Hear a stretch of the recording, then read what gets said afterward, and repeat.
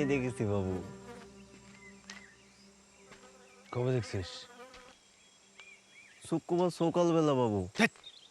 তখন না বললি দুপুরে? হ্যাঁ হ্যাঁ, দুপুর বাবু, দুপুর। রুদ্রকে দেখছিস? কি করতেছিল? আহ,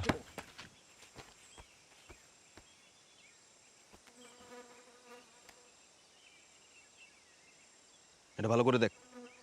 ওরা দেখছিস? এই বাবু কে? ওকে তো দেখিনি বাবু। আরে ওই তো রুদ্র, তুই না বললি দেখছিস?